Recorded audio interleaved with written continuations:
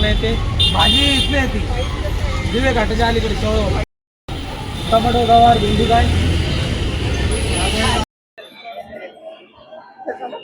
दादा काय सांगाल तुम्ही दुष्काळग्रस्त शेतकऱ्यांसाठी मुख्यमंत्र्यांकडे चेक केलेलं ताई असं आहे, मी 2021 मध्ये माझी आई जेव्हा गेली तर तेव्हा कोरोनाचा काळ होता आणि माझ्या आईला कॅन्सर असल्यामुळे एक हात कट केला होता. तर आम्ही आमच्या आईला भरपूर दवाखान्यात नेलं, भरपूर त्रास व्हायचा माझ्या आईला. पण मग आमच्या आई आम्हाला सांगायची की यार मला एवढं खर्च करताय, माझा त्रास बरा व्हायला, मग आपण ते ₹1,00,000 कोरोनाग्रस्तांना एखाद्या गरीबाला जातील अशाने करू. मग आमच्या आईने तेव्हा ₹1,00,000 कोरोनाग्रस्तांना निधी दिला. मग तेव्हा म्हणजे पहिल्यापासूनच आमच्या आईने आमच्यावर संस्कार केले होते. पण आमच्या आई नेहमी म्हणायची की आपल्या घरात जर ₹1 असेल तर तो कुणाच्या कामी आला तर तो मोलाचा आहे, नाही तर ते दुःखाचा डोंगर आहे घरामध्ये. त्यामुळे आपल्याकडे असेल ना आपण देत राहू.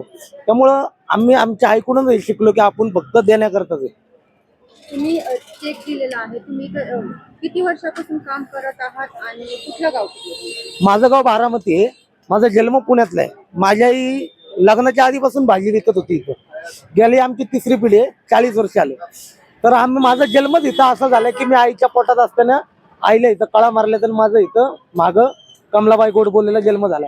त्यामुळे आम्ही आमच्या आईच्या पोटातनं शिकून आलो की हा व्यवसाय आहे भाजी. त्यामुळं मला शेतकऱ्यांविषयी थोडं कळकळ होती. आणि दुसरी गोष्ट म्हणजे माझ्या घरात ज्या शंकर महाराजांच्या पादुका आहेत मला एका व्यक्तीने दिल्या. त्यांनी फक्त सांगितलं की माझं नाव सांगायचं नाही, तुला पादुका दिलेल्या आहे. माझा फक्त महाराजांवरती इतका विश्वास आहे, शंकर महाराजांवरती. माझी अंधश्रद्धा अजिबात नाही महाराजांवरती, फक्त विश्वास आणि श्रद्धा. तर त्या पादुकांपुढे गल्ला ठेवला होता मी, त्यात रोज ₹100 टाकायचो माझ्या धंद्यातले. तो काल मी गल्ला फोडला, त्यात ₹1,13,740 निघाले. 1,740,000 मला द्यायचे होते. तर आमच्या इथले स्थानिक आमदार आहेत हेमंत भाऊ रासने, ते नेहमी इथनं जातात आणि कुणालाही नॉर्मली भेटतात. मला दिसले, मी त्यांना थांबवलं. त्यांना आशेने असं सांगितलं, मला म्हटलं मुख्यमंत्री सहायता निधीमध्ये पैसे द्यायचे. तर ते मला म्हटले तुला उद्या कळवतो. तर आज सकाळी 7 वाजता मला पहिला रासने वहिनींचा फोन आला की बाळा तुला घरी बोलावलेस हेमंत भाऊंनी. मग हेमंत भाऊंचा फोन आला, मी घरी आलो.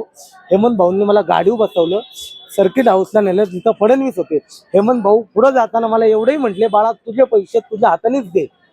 मी पुढे आल्यानंतर राजकीय विषय होतो, पण त्या माणसाचं एवढं मोठं मन होतं, मला हाताला धरून पुढं फडणवीसांपुढं आणून उभं केलं. स्वतः मागं गेले, द्यायला लावलं फडणवीसांना. त्यांनी सांगितलं हा मुलगा काय काय नाही. फडणवीस साहेबांनी बी ऐकलं, मला शाबासकी दिली. म्हणले तुझ्यासारख्या मुला, ते मला म्हटले तुझ्यासारखा रोडवर मुलगा भाजी विकणाऱ्या मुलाने जर एवढी मदत केली, हा आदर्श आहे महाराष्ट्र पुढे. सर्वांनी असाच मदतीचा हात पुढे करावा असं मला फडणवीस साहेबांनी म्हणजे सांगितलं. पण तुम्हाला मुख्यमंत्री सहायता निधीमध्ये द्यावं असं का वाटतं? तुम्ही प्रत्यक्षात जाऊन मदत करावी? ऐका ना, ते आमच्या आईने त्यावेळेस सांगितलं होतं की आपण रोडवर भाजी विकतो, आम्हाला वेळ नसतो इथं, मग आपल्याकडे आहेत.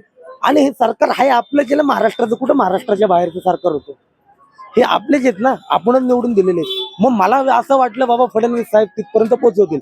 आता ह्यांचा राजकीय विषय एकामेकावर चिखलफेक करतील, पण तो विषय नंतरचा आहे. मी नागरिक म्हणून समाजाला आपण काहीतरी देणं लागतो, प्रत्येकाने द्यावं. माझ्या व्हावी अशी मदत इथं पोहोचत नाहीये. सहायता निधीमधून सुद्धा अजून मदत जाहीर करण्यात आलेली नाही. करतील ना आता हळूहळू. आज तर पहिलं महाराष्ट्रातलं, मी त्यांनी तेच सांगितलं ना की महाराष्ट्रातला पहिला रोडवर, तो मला ते सांगत होते की महाराष्ट्रात पहिल्या रोडवर भाजी विकणारा मुलगा एवढे पैसे देतोय. फडणवीस साहेब स्वतः म्हणत होते. आज सुरुवात होईल ना, ज्याला द्यायचं तो देईल. मला दिवशी वाटले मी दिले, त्यामुळे आज सुरुवात होईल द्यायला. तुम्ही मदत केली आहे, लोकांनी ही मदत इतरांनी करावी यासाठी तुम्ही लोकांना काय सांगाल? किंवा असं वाटतं का लोकांनी मदत करायला? हो, सगळ्यांनी मदत केली पाहिजे. शेतकरी काय लोकांचा नाही, आपलंच आहे. शेतकरी जागला तर आपण आहे ना, शेतकऱ्यासाठी. त्यामुळे मी रोज ताटाव जेवताना आहे ना शेतकऱ्याचे 5 मिनिटं आभार मानतो, त्याशिवाय जेवत नाही. कारण शेतकरी रात्रभर दाणे काय कुठलं प्रकारच्या भाज्या आपल्यापर्यंत पोहोचवतो, वादळ वारे एवढ्या वाऱ्यातनं पोहोचवतो. मग आपल्याला आभार मानायला काय हरकत नाहीये.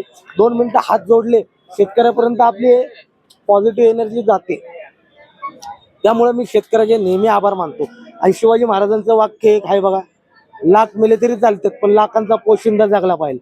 त्यामुळं शेतकरी हा जगलाच पाहिजे. शेतकरी जर नाही जगला, आपल्याला कोण हो इकडे सिटीमध्ये काय कोण देणार आहे?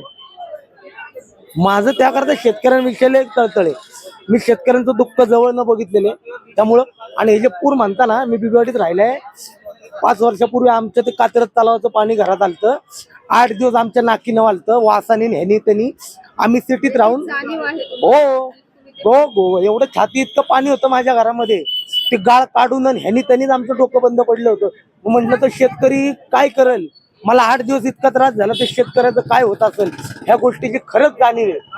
आणि त्या परेडमध्ये शंकर महाराज मठानं इतका भात दिला. मी कमीत कमी 1,500 किलो भात शंकर महाराज मठातला वाटला तिथं लोकांना.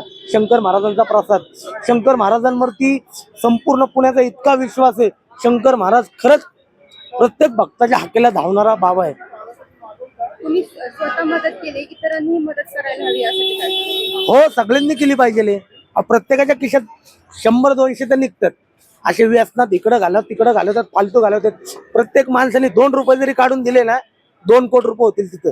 पण राजकीय व्यक्ती किंवा मंदिर देवस्थान हे मोठ्या प्रमाणात येऊन मदत अहो, मी तर पहिलेच सांगतो तुम्हाला, महाराष्ट्रात एवढी मोठी मोठी मंदिरं आहेत की तिथे एवढं पैसे येतात, दान पडतात.